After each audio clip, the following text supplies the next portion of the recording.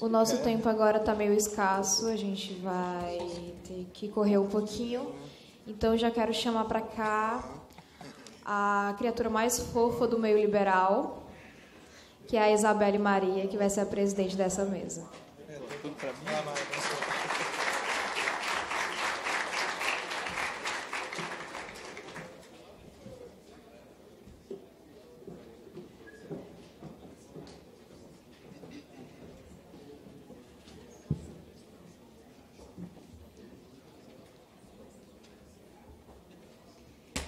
Boa tarde, todo mundo.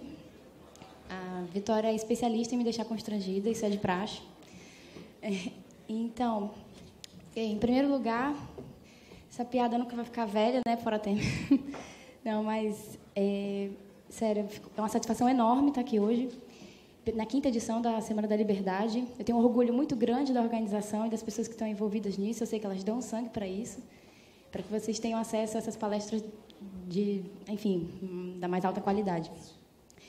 E, como a Vitória falou, nosso tempo está um pouquinho curto, então o nosso palestrante gentilmente cedeu alguns minutos do seu tempo, né, para a gente poder fechar e cumprir o horário.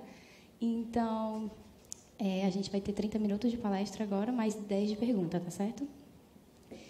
E eu gostaria de chamar aqui a Adriana Gianturco, que é professor de Ciência Política do IBMEC de Minas Gerais, PhD em Teoria Política e Econômica pela Universidade de Genova, autor do livro Empreendedorismo de Israel Kirzner, autor de publicação sobre Bruno Leone. Enfim, o currículo é super vasto e ele, muito modestamente, disse que não precisava falar tudo, enfim. Mas agora, vamos, né, todos convido vocês a usufruir da palestra dele.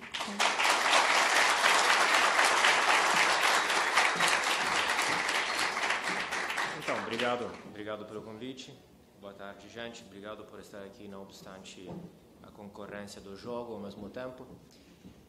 Na verdade, você ficou constrangida pela sua colega. Eu estava aqui em pé, estava subindo, aí a criatura mais fofa, não sou eu, posso sentar. Então, obrigado. Bom, gostei muito do evento. Teria gostado de participar de todos os painéis, mas é um prazer assistir os amigos e os colegas, porque, na verdade, quase tinha nada a falar, concordo com todos eles, Jogo, Marcelo, Ricardo, Felipe, então, ótimas palestras, ótimas contribuições. Bom, eu vou falar hoje de um pouco de ambientalismo, vou tentar, tinha estabelecido um pouco mais coisas, mas vou tentar me até os 30 minutos. A pergunta da qual eu começo é a seguinte: quem de vocês já leu ou ouviu alguma visão diferente sobre ambientalismo daquela mainstream, né, que o mundo está acabando, a água está acabando, o petróleo está acabando, o panda está morrendo, e a culpa, obviamente, é do homem, da ganância, do capitalismo, das multinacionais. Alguns de vocês, provavelmente alguns mais aqui nessa plateia, mas imagino que fora daqui, muitos poucos, né? Talvez é um dos temas sobre os quais existe hoje, pelo menos, dos quais se fala menos, pelo menos na mídia. Eu diria que 99,9% dos entrevistados, dos jornalistas, das reportagens é totalmente unidirecional, e a tese é esta aqui que eu acabei de citar. Ao contrário, o mundo científico é mais dividido, né? Então, por começar, várias vezes se cita aquela coisa que 90% dos cientistas concordam, e já essa aqui é a primeira grande mentira, porque é baseada sobre uma pesquisa que uma professora americana fez, mandando um questionário entre a própria mailing list. Então, também, se eu fizer um questionário na minha mailing list sobre privatizar a Petrobras, te asseguro que 100% das pessoas concordam, né? E de lá se estendeu como se fosse toda uma amostra cientificamente considerada, etc., etc., o que não é. Então, vou tentar mostrar como a visão mais famosa é exatamente, não precisa repetir, vou tentar mostrar uma visão alternativa. Eu sei que, claro, tem várias visões e depende um pouco, tem vários graus de ceticismos em relação ao ambientalismo. O meu é o grau mais extremo possível. Basicamente, não acredito em nada disso. Primeiro, Só para lembrar algumas coisas que o ambientalismo, repito, estou generalizando, eu sei, tem várias visões diferentes, etc., mas basicamente, o ambientalismo enxerga o mundo de forma implícita como se fosse estático.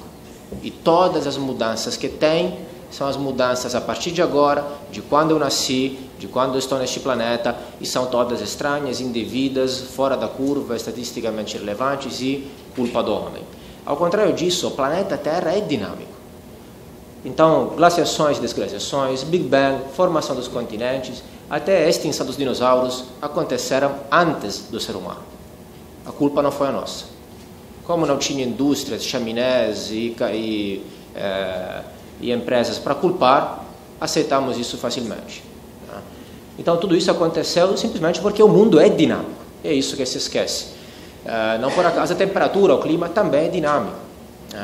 Como as mesmas glaciações e desglaciações mostram. Todo mundo estudou isso na escola, só que depois, no livrinho de ciência, depois se chega a um certo ponto no qual o professor de ciência pira, e aí a culpa é das multinacionais, etc. Então, teve tudo isso, depois 1 grau de diferença, a culpa seria do ser humano. A Groenlândia se chama Greenland exatamente porque era verde, já foi verde. A Idade Média é conhecida como a idade mais quente, onde até na Inglaterra do Brexit se cultivava vinho, etc, etc. Então já teve épocas mais quentes que esta atual. Mas é verdade que nos últimos 10 anos a temperatura aumentou. Nós temos obviamente mais dados para as épocas recentes e temos menos dados para as épocas passadas, ou são dados derivados de forma indireta, etc, etc. Mas isso aqui é um fato, é verdade. Agora a questão é, se eu olho como arco temporal só os últimos 10 anos, aí fico preocupado. E depois tem uma questão de decidir primeiro se há esta mudança climática, se é de verdade aquecimento global, ou como se falava antes de esfriamento global, e segundo, se há uma causalidade, ou seja, acontece isso, existem os homens no planeta Terra agora, não mais os dinossauros, e aí vamos ver, há uma correlação, vamos ver se há uma causalidade, se a culpa é do homem, se é antropogênica, como falam os especialistas. Na verdade, notem que os mesmos ambientalistas hoje não falam mais nem de aquecimento global, falaram de esfriamento global, aí a coisa é refutada, acontece exatamente o contrário, se fala de aquecimento global, não está acontecendo, os polos estão aumentando, etc, etc, nos últimos 10 anos está acontecendo, e aí se muda ainda a tese e se fala de mudanças climáticas, ou caos ambiental. Basicamente, você muda cada vez a tese, cada vez que é demonstrada errada, para mostrar que, na verdade, é o caos, e aí qualquer coisa vale, qualquer seja o resultado, basicamente se encaixa na sua teoria. Segundo, e supondo então que exista o aquecimento global, a grande pergunta é, e a culpa é do ser humano? Somos nós? Na verdade, nós esquecemos que existem fatores mais impactantes do ser humano. Então, primeiro foram feitas várias pesquisas que mostram, na verdade, que há uma grande correlação entre ciclos solares e aumento da temperatura ou baixa temperatura no planeta Terra. Porque nós esquecemos que a maior fonte de energia e de calor no planeta Terra é exatamente o Sol. Simples.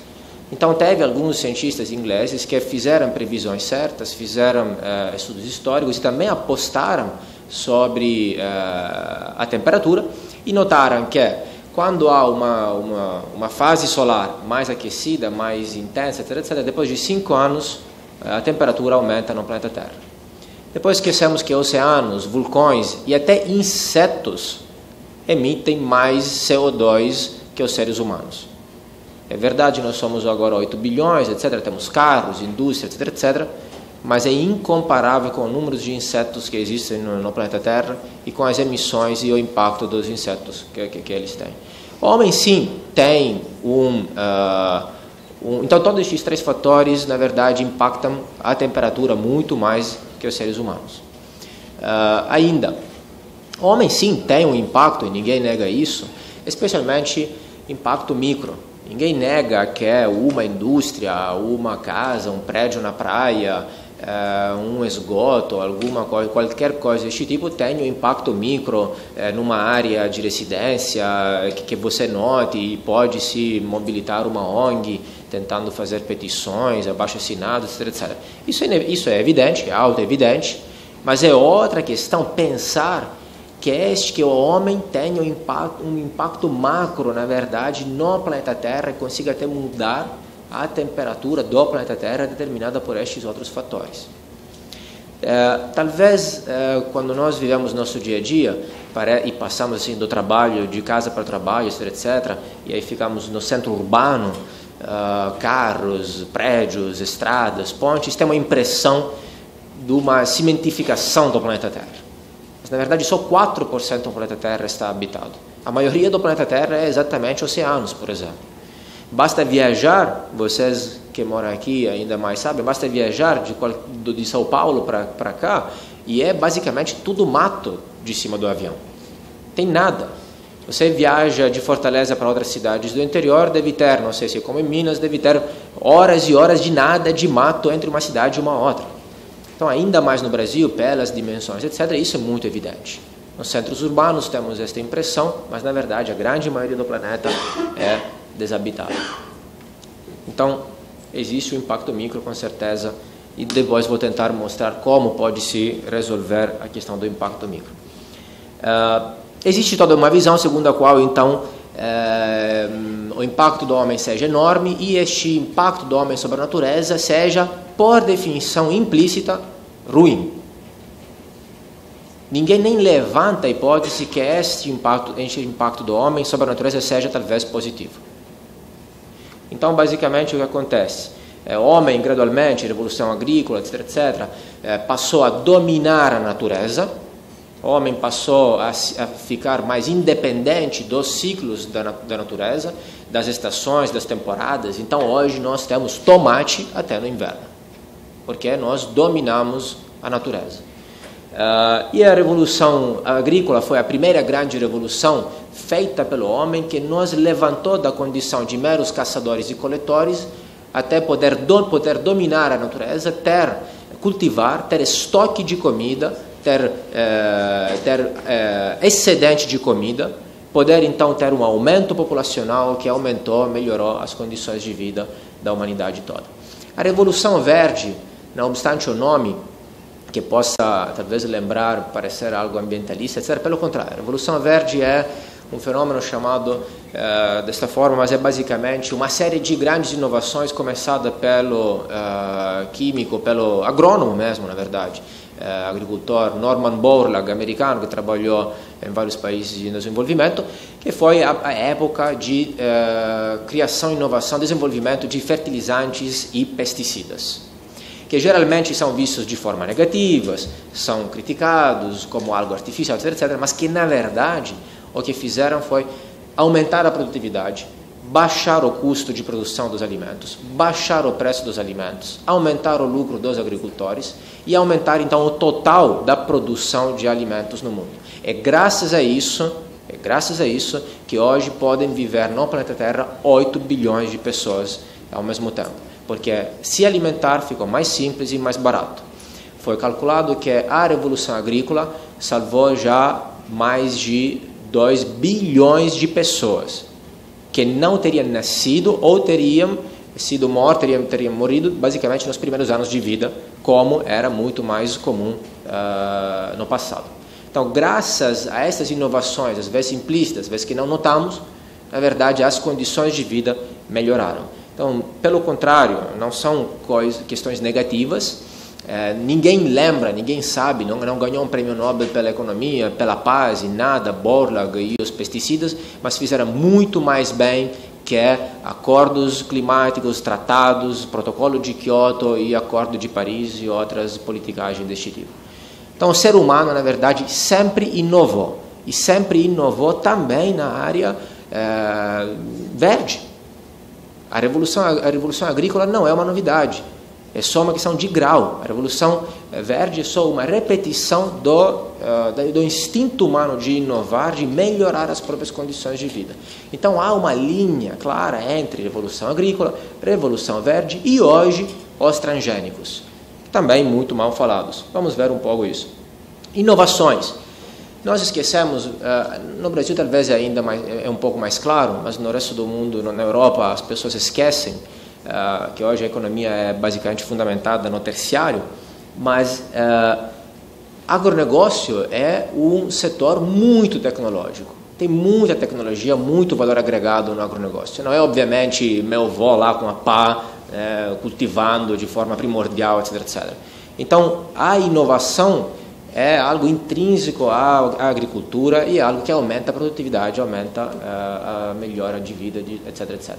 Hoje, por exemplo, então, assim, já o que eu estou falando já a condição que nós temos atualmente do mercado de agronegócio, por exemplo, já advém de várias inovações passadas, que nós nem notamos e damos por garantido. Então, o que nós enxergamos como inovação são as inovações que ocorrem durante o nosso arco temporal, durante a nossa vida. Na verdade, não notamos e ninguém se escandaliza com as inovações passadas.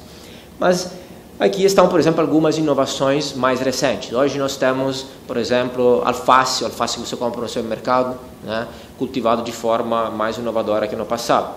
Foi criada a primeira folha artificial por um francês 2 anos atrás, que replica totalmente todo o processo de fotossíntese clorofiliana.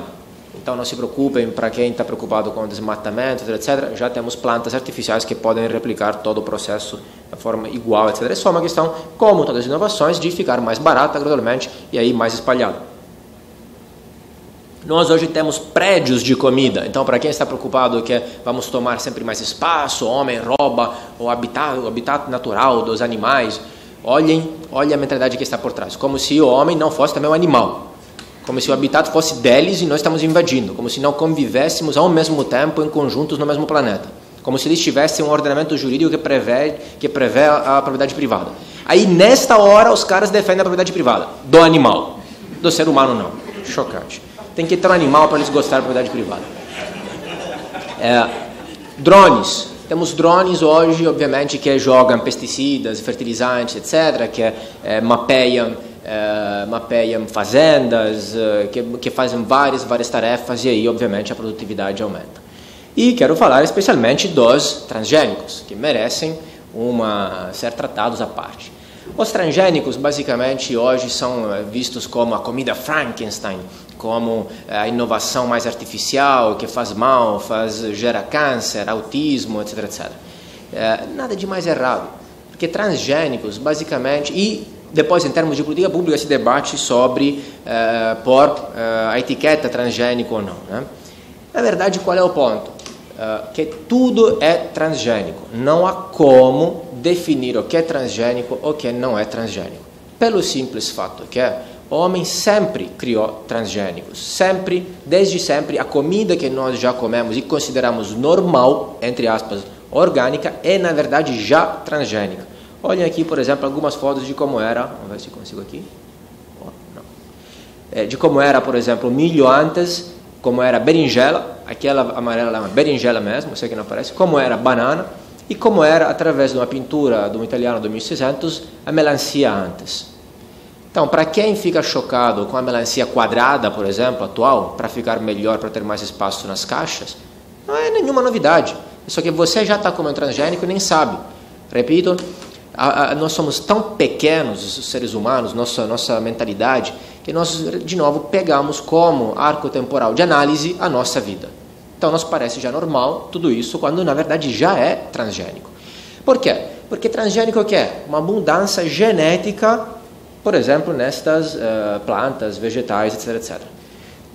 Hoje, transgênico é feito no laboratório, com uma camisola branca, por um cara com PhD, óculos estranhos, etc, etc. E parece uma coisa artificial, ruim, blá, blá, blá, blá. Por quê? Porque, basicamente, nós não entendemos nada daquilo. Porque nós somos ignorantes. E aí, como nós somos ignorantes, fingimos nos elevar a um nível mais alto. Não, como eu não entendo, então vou proibir. Essa é a mentalidade. Transgênico. Meu avô, seu avô, você, seu pai, fazia e já faz. Quando meu avô misturava duas plantas diferentes e amarrava num pau, etc, etc, e depois nascia uma nova espécie, se misturava, etc, etc, é exatamente, basicamente, um transgênico. Só que era feito por alguém sem qualificação, sem um estudo antes, sem uma camisola branca, sem um PhD, sem fundos estatais, etc, e ninguém nem sabia. E é transgênico, basicamente, mas hoje se fala transgênico como se fosse uma coisa diferente. Não é.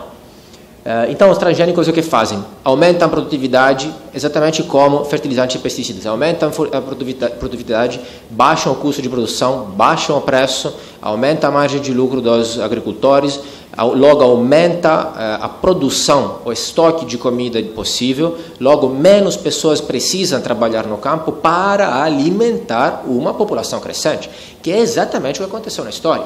Hoje, sempre menos pessoas trabalham no campo, e menos pessoas conseguem alimentar uma população crescente.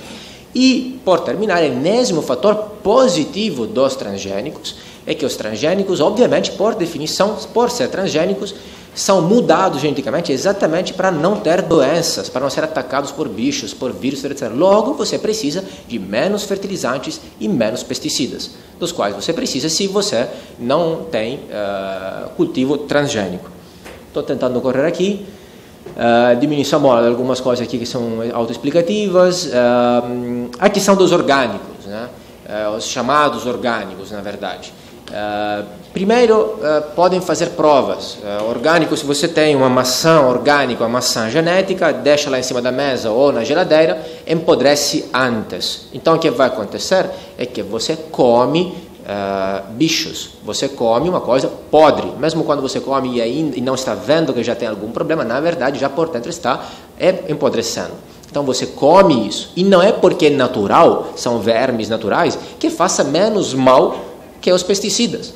Até porque pesticidas e fertilizantes só que são produtos químicos, e a química de onde sai? De outro planeta? Então, na verdade, os orgânicos podem usar pesticidas, basta que sejam orgânicos, naturais. Porque não faz o menor sentido, porque não há essa diferença entre natural e não natural.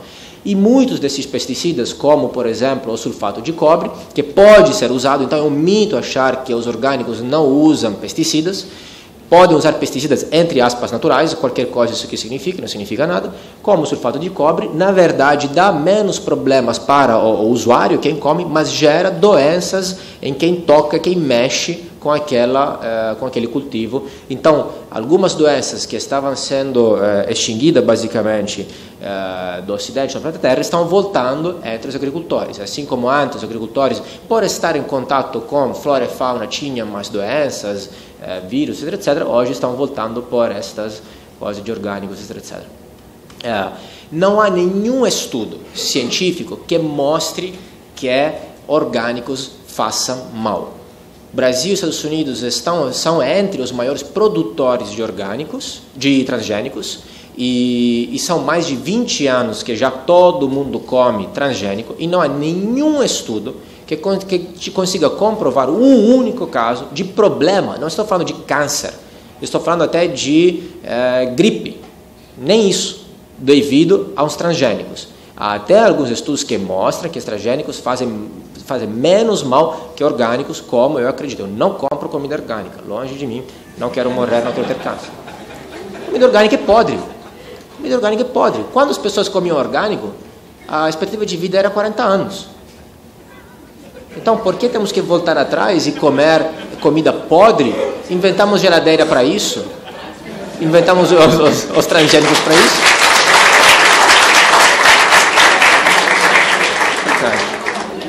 Eu vou tentar correr aqui porque falta pouco tempo, mas ainda há uma percepção que as coisas estejam piorando, né? Um ambientalismo pessimista.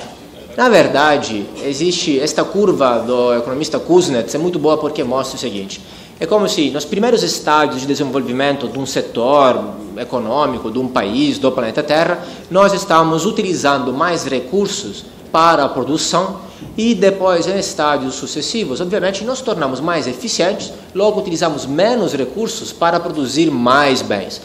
Banalmente, hoje, para produzir papel, telefone, isso aqui, qualquer coisa, nós precisamos sempre utilizar menos natureza, na verdade, não por uma questão de consciência ambiental e outras balelas desse tipo, simplesmente porque é eficiente. Então, as empresas buscam eficiência e usam menos a natureza. Então, basicamente, se você pensa a diferença, simplesmente, desde a Revolução Industrial até hoje, nós temos per capita um impacto menor no planeta Terra. As cidades que poluem menos no planeta Terra são as grandes metrópoles. A emissão de carbono, de CO2 per capita, por habitante de New York é a menor do mundo. E, obviamente, nas áreas rurais é onde se polui mais. É exatamente o contrário. Todo mundo com a casinha linda, quintal, flora, hortas, etc. Só que o cara tem pick-up, faz 20 km por dia, etc. Enquanto cidades verticais, obviamente, poluem menos porque tem transporte público, água, esgoto, gás, coleta de lixo, tudo tem economia de escala, tudo é mais concentrado, então se polui muito menos. É só uma resistência ideológica contra o arranha-céu, porque seria o emblema do capitalismo e outras besteiras deste tipo. Então, o que mostra este gráfico é que, na verdade, quando uma população, um planeta, um país, um setor econômico fica mais rico, ele passa a utilizar menos o ambiente, a desperdiçar menos recursos naturais e, ao mesmo tempo, a se importar mais com o meio ambiente. Então, gradualmente que um país fica mais rico, nascem novas sensibilidades, preocupações, etc. E aí nos preocupamos com o meio ambiente e com o panda. Eu quero... Estou tentando correr mesmo, mas assim, para falar dos microproblemas, microimpacto do ser humano, etc, etc. Como ninguém nega isso, então, o que acontece? Muitas vezes há problemas de desmatamento, falta de água, seca, etc, etc.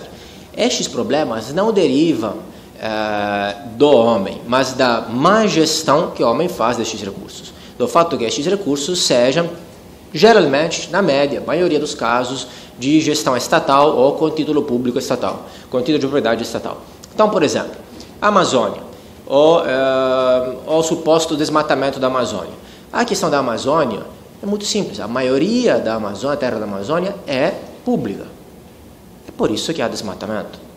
Vejam, por exemplo, contra o Pantanal, onde a maioria da terra é privada, e aí você tem um sistema de organização onde você faz turismo, ecoturismo, paga ingresso e paga por quanto caça e pesca, e obviamente se torna eficiente para os donos preservar para poder lucrar. Então nós estamos pagando para preservar. Todos estes problemas podem ser facilmente resolvidos, seriam resolvidos em um segundo se tivesse um título de propriedade privada. Aí o que iria acontecer é que alguns venderiam, alugam, etc, etc. Se dita um preço de mercado, o sistema de preços, obviamente, regula isso aqui. Então, gradualmente, você desmata e há mais escassez de árvores, etc. O preço sobe. Mesma coisa acontece com rinocerontes, com arara azul. Arara azul, o grande problema da arara azul é porque é proibido de vender. É por isso que é rara. Se amanhã fosse privatizada a arara azul e fosse possível vender, obviamente teria criação de arara azul para fins comerciais. Então o preço cairia. Simples. Hoje o arara azul está no mercado negro a R$70 mil. É por isso que vale muito, é por isso que então irá sempre ter malucos que irão atrás dessa arara azul para vender no mercado negro, etc, etc. Bastaria privatizar. A África do Sul tentou fazer isso. A África do Sul tinha, para quem lembra, alguns anos atrás, uns 15 anos atrás, mais ou menos, um problema de matavam os rinocerontes para pegar o chifre, para usar para supostos fins médicos, etc, etc. A população, obviamente, estava diminuindo, aí tentaram fazer sempre a mesma coisa, proibir, sanções e regulamentar. Obviamente, não funcionou. Que estranho, né? Afinal, tentaram outro caminho e falaram, vamos fazer o seguinte, vamos privatizar o rinoceronte. Né? Privatizar o rinoceronte. Então, hoje você pode ter, por exemplo, reservas privadas e você pode ter aquele sistema de caça-troféu. Não sei se lembram, o ano passado viram aquele médico americano que foi para a África, matou um leão, pagou $50 mil, todo mundo ficou puto, foram atrás dele, etc, etc, encheram o saco, etc, etc. Este sistema de caça-troféu, na verdade, é uma ótima solução. Por quê? Porque atrás de um leão morto, o que se vê, o grande bastião, o que não se vê é que ele pagou $50 mil. O que mantém uma inteira aldeia por não sei quantos séculos lá na África. Né? E aí, na verdade, a ideia é, se não tivesse ele, o leão teria ficado lá tranquilão, vivo, no meio do mato. Não, o leão está vivo porque tem um turista. As pessoas mantêm o leão vivo para atrair o turista, senão antes matavam os leões. Porque, obviamente, quando você convive no mesmo território, é uma ameaça concreta. Mata a pessoa. Então, as pessoas matavam antes os leões. Agora estão aprendendo a utilizar de forma eficiente, etc, etc. Problema da... Não, deixem pular, desculpe, algumas coisas. Ok, não. O grande problema, basicamente, como sempre na economia, primeira página de qualquer manual de economia é o problema da escassez. Né? Então, acontece. Menger explica isso muito bem. Princípio da economia política, 1871, ele explica como existem dois tipos de bens. Bens econômicos e bens não econômicos. Os bens não econômicos são os bens que estão mais presentes do que a demanda. Tem mais abundância que a demanda. E aí, logo, visto que tem mais de quanto nós queremos, não se cria um sistema de demanda e oferta, um sistema de preços e basicamente não há nenhum problema. Os bens econômicos são os bens que estão presentes em medida menor a quanto são demandados. Logo, se cria um sistema de demanda e oferta, um sistema de preços, que basicamente regula a distribuição destes bens. Então, acontece, os bens, flora, fauna, território, animais, poluição, etc., são dividíveis também em bens econômicos e bens não econômicos. Por exemplo, o ar. O ar não é um bem econômico, é um bem não econômico. Por quê? Porque o ar está presente numa quantidade maior de quanto nós demandamos. Se o ar ficar escasso, o ar limpo ficar escasso, surgiria naturalmente um sistema de preços. Como aconteceria, por exemplo, quando tem o problema da água. Água, seca de água, problema de água, falta de água em São Paulo, Brasília, não sei se aqui tem mesmos problemas de vez em quando. O problema da água é devido a duas coisas. Uma questão natural, de estações, alguns lugares que são mais desérticos que outros, etc. Isso aqui não temos muito o que fazer. E dois, a má gestão da água. Então, 40% da água hoje no Brasil se perde na água encanada, nos tubos que são quebrados e perdem água. As empresas são estatais. Alguém se surpreende? Alguém acha que se fosse um privado deixaria desperdiçar 40% do próprio bem? Não quero dizer que seria zero, porque zero não é o número ótimo de eficiência. Talvez como tem um custo para consertar, não seria zero. Okay? Mas aí qual é o problema? O problema é que não há um sistema de preços. É um bem econômico que é tratado como se fosse um bem não econômico. Quando há uma seca natural de água, então o que aconteceria se fosse um bem privado? O preço aumentaria. Aí as pessoas utilizariam com mais cuidado, etc, etc. Então, teria um equilíbrio de mercado, de demanda e oferta, simples. E alguém está lá preocupado. Mas e os pobres? O que vão fazer? Vão morrer de sede? Não se preocupe. Se você de verdade está interessado no acesso dos pobres à água, você pode dar voucher para subsidiar o pobre, não para subsidiar a empresa de água para fazer corrupção, clientelismo e favoritismo, como é. Okay? Então, muito simples.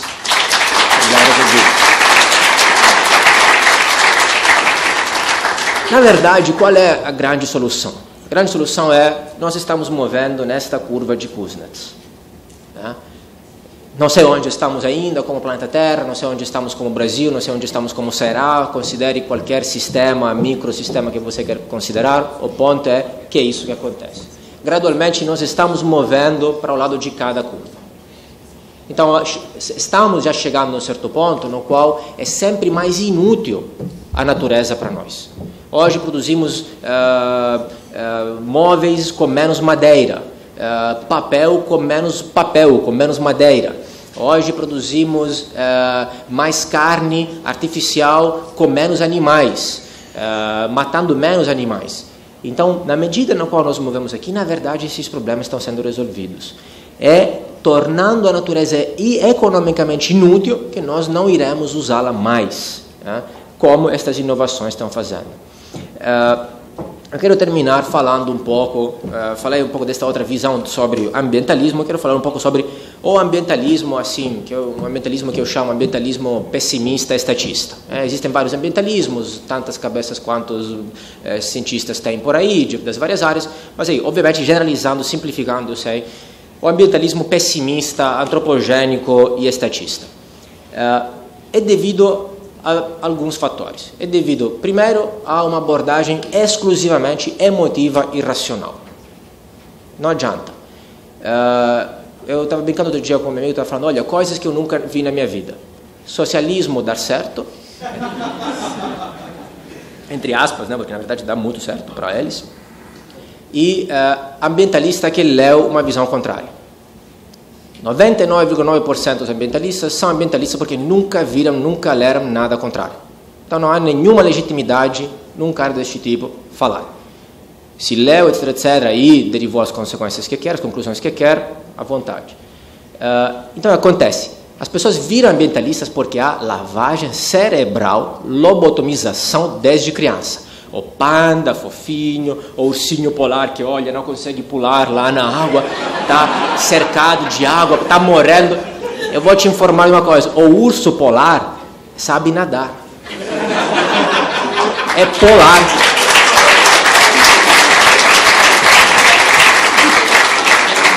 Ah, mas a água é fria, ele é gordo. É tudo a camada de gordura, entendeu? É por isso, é de lá. Então, não se preocupe. Exatamente.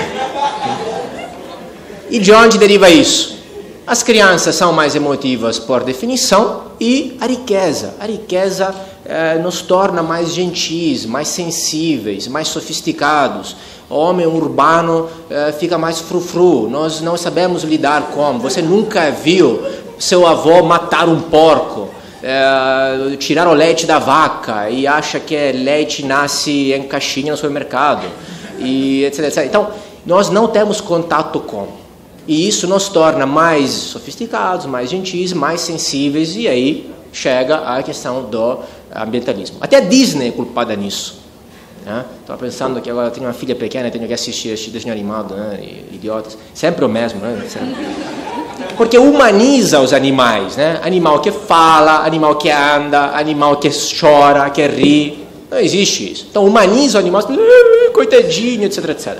Faz parte do grande complô internacional. A lei de Spencer. Herbert Spencer, grande cientista social, ele mostrava, na verdade, uma questão vira um problema quando está sendo já resolvido. O livro Social Statistics, não lembro, 1600 alguma coisa, não sei. Quando está sendo já resolvido. E é tudo assim, ambientalismo, feminismo, racismo, acesso à internet, como se fala agora o nome? É isso, exclusão digital. 20 anos atrás, meu caro, todo mundo era excluído digitalmente. Entendeu? Eu nasci excluído digitalmente. E aí, tem dívida histórica? O que significa isso? Lei de Spencer. Sim, tem um problema, concordo. Nós estamos falando que o impacto do homem é zero total na natureza. Mas hoje estamos já resolvendo com a tecnologia, com a inovação. E exatamente quando estamos resolvendo que aí as pessoas pegam aquele problema e choram, emotividade, etc. Outros 3 fatores. Lobismo. Se geralmente na mídia a visão antiambientalista é mostrada como se fosse o interesse das multinacionais para a desregulamentação, etc, etc, mentira, é exatamente o contrário.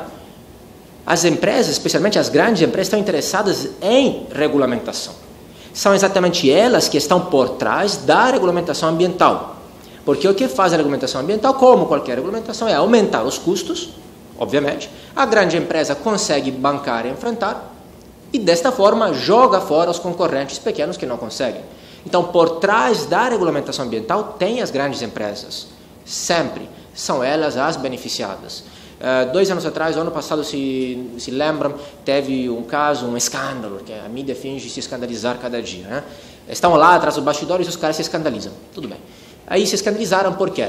Numa nova regulamentação ambiental sobre as indústrias de minérios, o que descobriram é que a proposta de lei do deputado, não vou falar o nome, a proposta de lei do deputado vinha, sabe que no Word você pode ver o nome, né? Quem fez mesmo.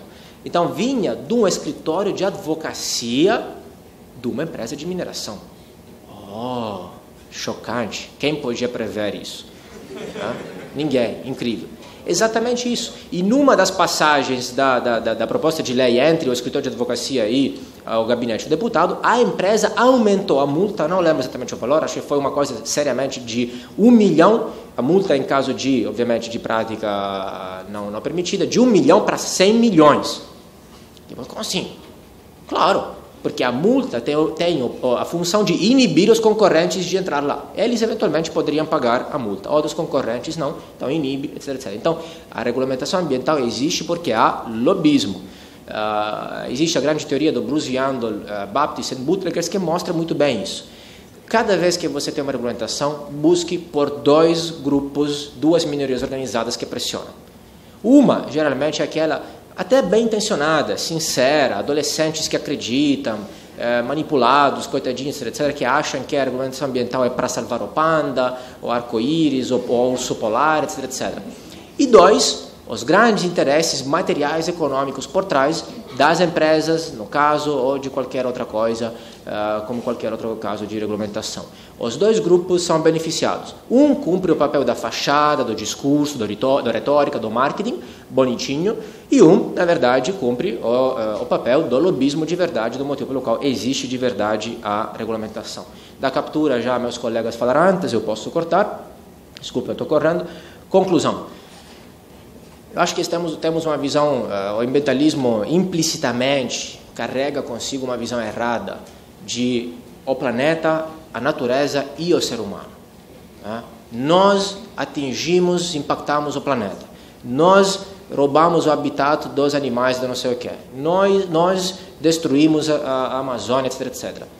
Ao contrário, o ser humano faz parte da natureza. Nós não somos uma variável exógena ao planeta Terra. Nós fazemos parte da natureza, sim, e nós utilizamos a natureza para nossos fins, para a melhora da qualidade de vida. A dominação do homem sobre a natureza não é uma coisa negativa. É a coisa mais positiva que já pode ter acontecido na história da humanidade. A dominação do homem sobre a natureza é o motivo pelo qual nós estamos aqui hoje com ar-condicionado, com luz, com isso aqui, com telefone, etc., etc. Senão, nós estaríamos ainda nas cavernas. Então, a dominação do homem sobre a natureza é exatamente se afastar da condição de animal, no sentido mais neutro possível, e virar homem, plenamente homem, animal homem, mais homem que animal. O homem não é só um animal como os outros, mas é também um animal superior aos outros, porque é um animal que é o único animal que conseguiu, de fato, subir na cadeia alimentar.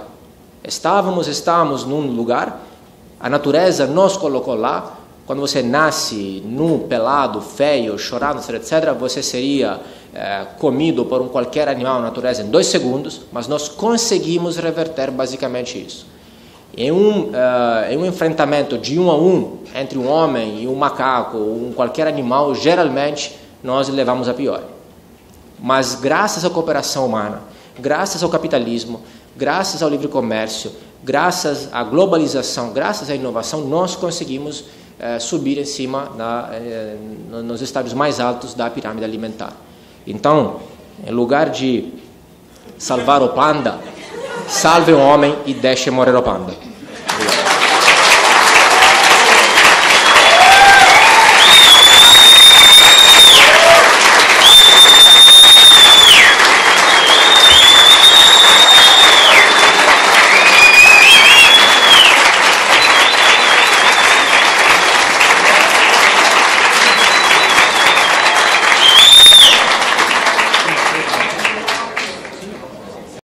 Então, como eu falei, a gente vai ter só no máximo 10 minutinhos para a pergunta e eu tive que escolher uma só. Então, peço desculpas para quem queria que sua pergunta fosse lida, vai ser só essa aqui. Então, a pergunta seria, e como seria possível resolver o problema da grande poluição no ar das grandes cidades, que muitas vezes adoece a população, como, por exemplo... E, desculpa, eu não entendi esse termo aqui, smog fotoquímico. Não sei se eu pronunciei smog, pronto. Como seria possível resolver esse problema? Olha, eu não sei se quem fez a pergunta estava pensando naquelas fotos das cidades chinesas, cheias de neblina, etc., etc. Eu acho que a explicação é aquela. Eles estão naquela parte da curva de Kuznets ainda. Okay? Mas se você deixar ele se desenvolver, a inovação fazer seu curso, o capitalismo, etc., eles irão naturalmente para aquela outra parte porque é eficiente. Assim como aconteceu no resto do mundo, no Ocidente, na Inglaterra. A Revolução Industrial é destilada aqui, mas hoje estamos do outro lado, em termos per capita.